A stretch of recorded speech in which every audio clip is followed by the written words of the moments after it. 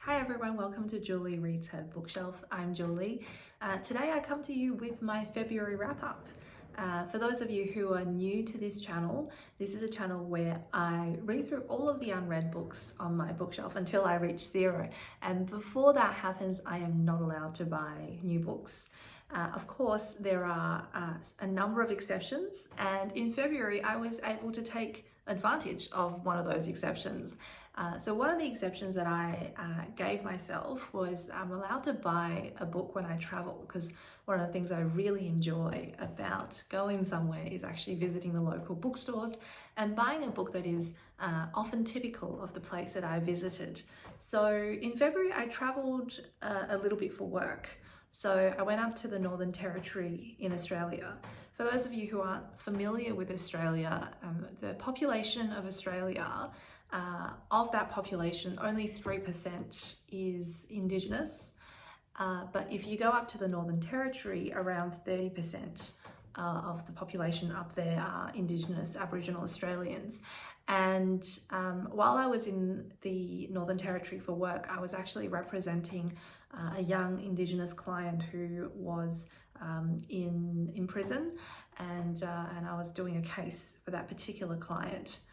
I mention all of this because that my case up there in the Northern Territory really influenced the book that I bought on my trip, and that's this one, Black Lives, White Law, Locked Up and Locked Out in Australia by Russell Marx. And this book was published by the La Trobe University Press in conjunction with Black Ink. So La Trobe University is one of the bigger universities in Australia. So I'm very happy to see a university publishing not only local non-fiction, but local non-fiction focused on the issue of Indigenous Australians and the reconciliation that has to occur between Indigenous Australia and non-Indigenous Australia. So I'll just read a little bit from the blurb because it actually gives a pretty good summary of what this book is about. So, Indigenous Australians are the most incarcerated people on the planet. Indigenous men are 15 times more likely to be locked up than their non-Indigenous counterparts. Indigenous women are 21 times more likely. Featuring vivid case studies and drawing on a deep sense of history, Black Lives, White Law explores Australia's deplorable record of locking up First Nations people. It examines Australia's system of criminal justice, the web of laws and courts and police and prisons, and how the system interacts with First Nations people and communities. How is it that so many are locked up? Why have imprisonment rates increased in recent years? Is this situation fair? Almost everyone agrees that it's not, and yet it keeps getting worse. In this groundbreaking book, Russell Marx investigates Australia's incarceration epidemic. What do we see if institutions of Australian justice receive the same scrutiny they routinely apply to Indigenous Australians? And it's a pretty good summary of this book. What I really liked about it is that it really went through the history of colonisation and how that affected the way Australia viewed its Indigenous population and applied its laws to Indigenous Australians. One of the legal fictions that we keep telling ourselves in this country is around the sovereignty of Australia. We do not recognise that any people had sovereignty prior and had sovereignty still existing in Australia today. We also don't recognise Indigenous laws as continuing to operate in modern Australia. And that presents a lot of difficulties because the reality is, in a lot of Indigenous communities, traditional customary laws are being practiced. There's methods of resolving disputes, there's methods of punishment. So a lot of Indigenous offenders often get sentenced, say, to a period in prison, and when they come out of prison, they still have to face punishment by their own local communities. So this book covers a lot of that process and really prompts a lot of thinking about what we actually need to do to change the situation, the incarceration situation with Indigenous Australians, and change the systemic disadvantages that they face. So I think it's a really important book. particularly because in Australia we're about to head into a referendum later on this year around recognising Indigenous people in our constitution and giving them a voice to our parliament. So I think this is a really important book, and I'm very, very happy I got it, and very happy that I got it in the Northern Territory. And of course, having bought it, I immediately read it. So this is one of my reads for February 2023. The second book I read in the month of February is Little Boy Lost by Marghanita Laski. So this is my first book by Marghanita Laski, but it's also my first Persephone book. So for those of you who don't know, Persephone is a publisher based in the UK. They publish predominantly forgotten modern classics, and they publish predominantly but not exclusively books written by women, and so this particular book is in their Persephone Classics range, which has kind of a painting at the front, and then it comes with sort of French flaps and end papers, and they're really beautiful and well printed acid-free paper books. I love these little volumes, but Persephone also does these dove grey covers without the paintings, and there's kind of their normal range. So this is my first time reading one of these, and just from kind of the physical perspective, the book is just beautifully made, and whoever at Persephone selects the artwork evidently has great taste, because in all of these Persephone Classics line books, the cover art is absolutely stunning, and this one in particular is a pretty accurate portrayal of the main character in the book. So Little Boy Lost, what is this book about? It's set in post-World War II France, and the protagonist is a British poet, Hilary. He's sort of this particular kind of British intellectual from kind of the 1940s, and he comes to France after the war to look for his 3-year-old son, who he only met at birth. So he met his son at birth, and then he left, leaving his wife with his son in Paris, and his wife dies, and the boy is lost after the death of his wife. And Hilary goes on a bit of a search for the missing boy. He finds a boy who may or may not be his son, and the book really deals with that tension between what is right and what may be kind of an ethical, moral choice versus the on the other hand, selfish desire. And in some ways, the little boy lost in the title refers both to the child and the father. And the last 30 pages of this book is just so tense. It really puts you through the ringer, because there is quite clearly a right choice and a wonderful choice, and then there is a horrendous choice and the wrong choice.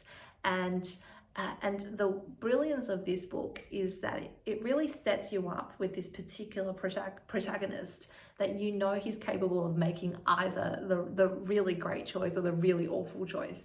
And so in the last 30 pages, you really kind of get to a stage where you just feel so tense about what it is that he is about to do.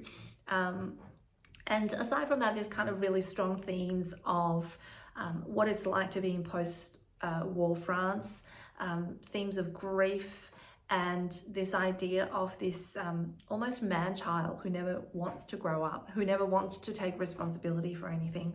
And it's just beautifully written and incredibly gripping. So I really, really enjoyed it. So if you haven't read this book, and you haven't read any books published by Persephone, I highly recommend it. I'm actually looking forward to, once I get out of my no book buy in jail, getting a few more Persephone books, because I have just such a good experience reading these books, both in terms of the physical object, but also in terms of the kind of picks that they're doing. If it's anything like this, I'll certainly be buying more. The third book I read in the month of February is Rumpole, Carte by John Mortimer. So I'm always a little bit confused about why Rumpole doesn't have the same kind of following that Jeeves has. because to me the Rumpole books and the Jeeves books are kind of quite similar in that they follow this kind of eccentric, charming character and the trials and tribulations and the troubles that that particular character gets into.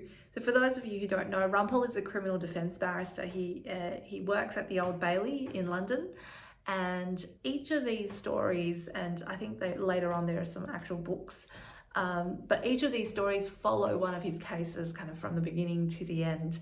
And the real highlight of these stories is of course always Rumpole, who is just the most eccentric character. He has an interesting relationship with his wife, she who must be obeyed.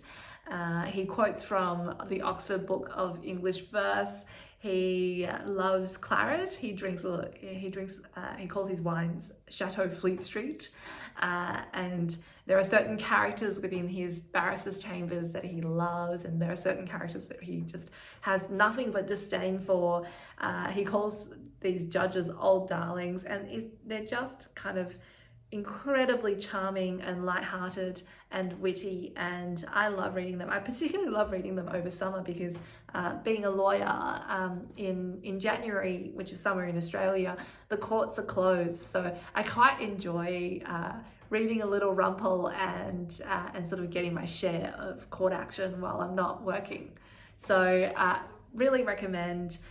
Great light-hearted read, and if you haven't come across Rumpole before, I highly recommend you give it a try because they're fun little stories that don't require too much commitment on your part. The final book I read in the month of February is The Mysterious Correspondent by Marcel Proust. And I bought this volume in a Shakespeare and Company in Paris, and you can see the lovely stamp. And unfortunately, I've gotten a coffee stain all over the book. I don't know how I feel about this book. So The Mysterious Correspondent it's sort of sold as all these newly discovered stories by Proust. Now, of the 9 pieces included in this little volume, I would say only one of them is a short story proper. The remainder are all fragments of effectively juvenilia written by Proust way before he wrote In Search of Lost Time. And it's an interesting phenomenon that I have only seen happen to Proust as opposed to other French writers, which is that almost everything that he wrote, including the really shit stuff, let's be honest, gets published.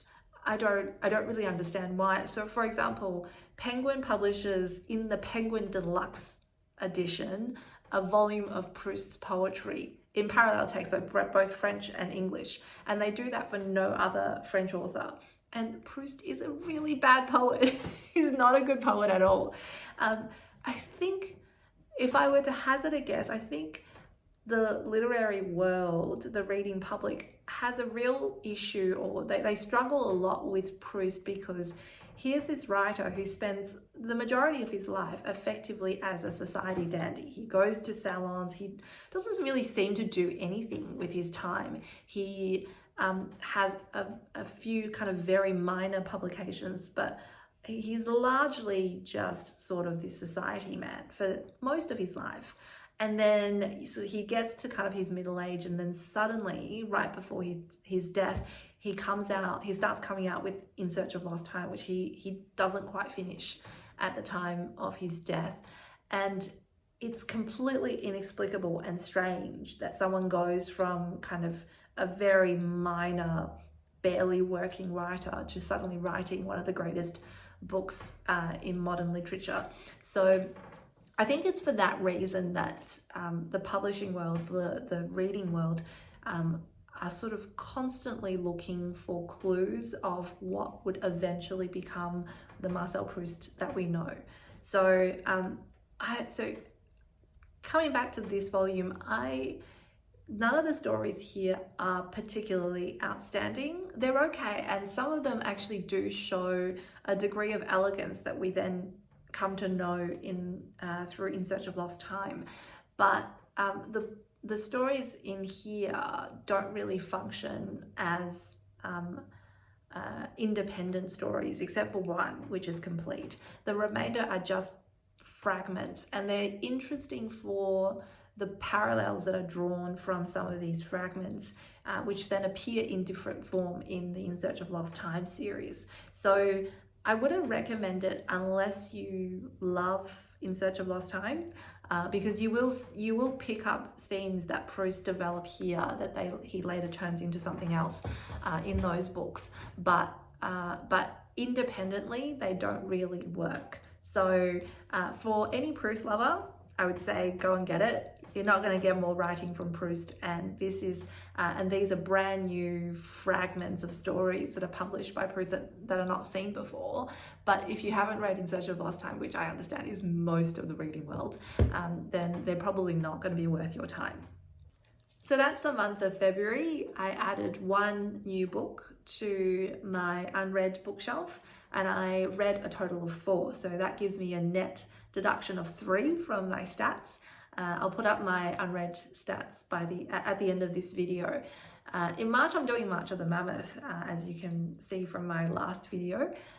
So I don't expect to be able to knock off as many books as I did in February, but hopefully by mid-April we should be in the 70s in terms of the number of unread books that I have. So we're slowly but surely working our way towards 0, but still a very long way off.